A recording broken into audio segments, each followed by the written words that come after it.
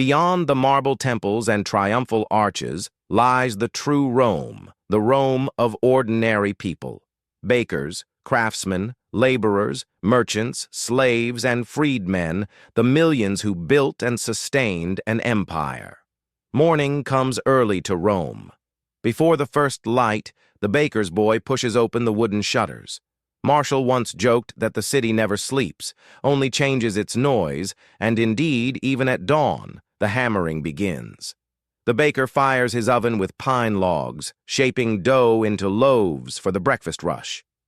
Slaves hurry to fountains to fetch water. The streets echo with the cry of vendors. Hot bread, fresh figs, oil and olives. Inside the insulae, the tall apartment blocks, families awaken in single rooms. Some have only a window. Some, none at all. Seneca described how the cries of the street vendors and the clang of the blacksmith never cease, yet the poor grow used to it, for to live in Rome is to live amid noise and movement. A mother sends her son to buy bread. A laborer shoulders his tools. A washerwoman hauls clothes to the river. Life begins hard, ordinary, and endlessly human. As the sun climbs, the Subura hums with work. Builders climb scaffolds, plasterers mix lime, and potters shape clay on spinning wheels. In the workshops, freedmen and slaves labor side by side, earning a few denarii a day. Pliny writes of the artisan's skill: bronze smiths who cast statues, leather workers who craft sandals, and lamp makers who keep Rome alight after sunset. In every street, the sound of hammers, saws, and voices blends into a living symphony of labor. Women work too, spinning, weaving, selling garlands and perfume. Some run taverns or small food stalls, shouting prices to the crowd. Martial paints the picture well. The tavern keeper argues with her customers while her children play among the wine jars. By midday, sweat runs down faces, and the city's fountains offer relief. Rome was proud of its water carried by aqueducts that flowed from the distant hills, pouring through marble mouths shaped like lions and gods. The Forumborium and the Macellum Rome's great markets are alive with smells and voices. Fish from Ostia glisten on marble counters. Butchers hang meat from hooks. Grain traders weigh sacks beside jars of olives, honey, and garum, the sharp fish sauce. Romans loved. For the rich, feasts of dormice and oysters await. But for most, the meal is simple: coarse bread, lentils, cabbage, and wine mixed with water. Juvenal, the sharp-tongued satirist, mocked the divide between rich and poor. The poor man's dinner is smoke and hope.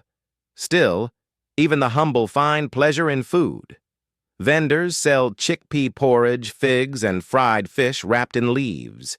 Children lick honey from their fingers. The smell of roasting meat fills the alleys.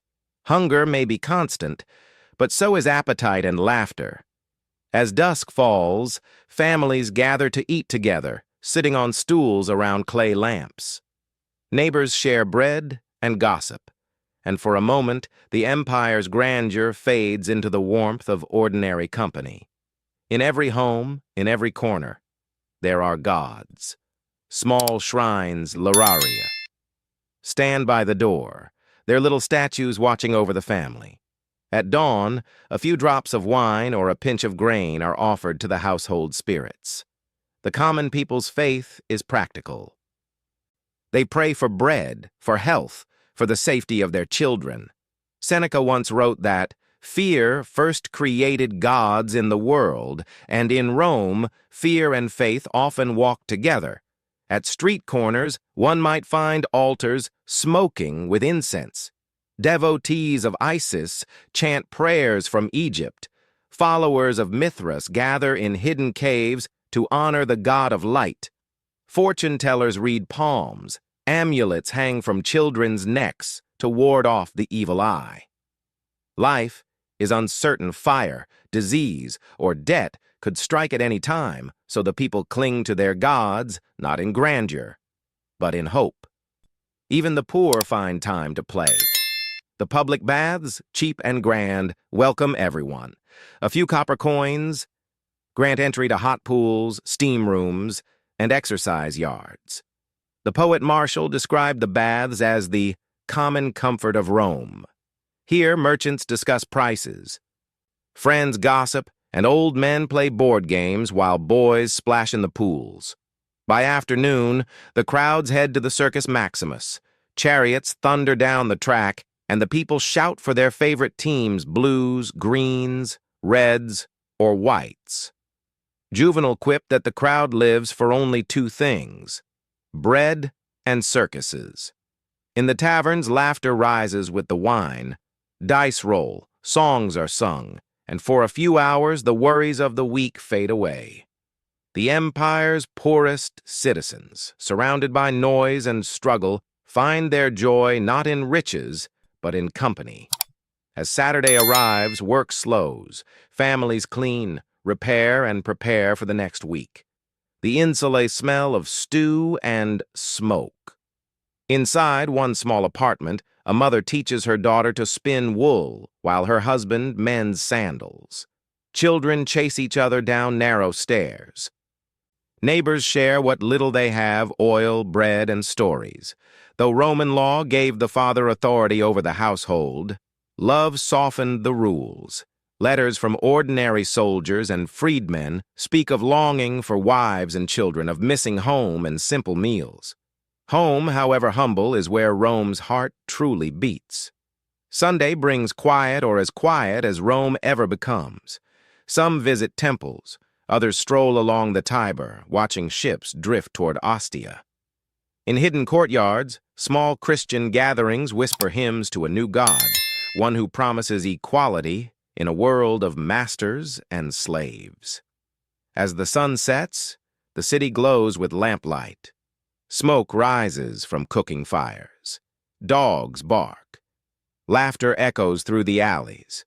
Martial once wrote, "The people of Rome are its pulse. Take them away, and the city would fall silent." These are the lives unseen in marble triumphs, the true builders of Rome. They worked, loved, prayed, and endured. They were the cobblers, bakers, servants, and mothers whose hands shaped history.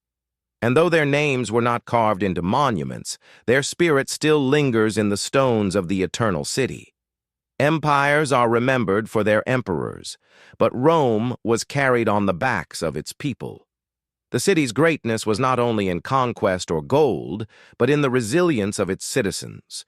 The ordinary souls who rose with the dawn, struggled through the day, and dreamed of a better tomorrow beneath the same Roman sun. Don't forget to hit the like button and subscribe.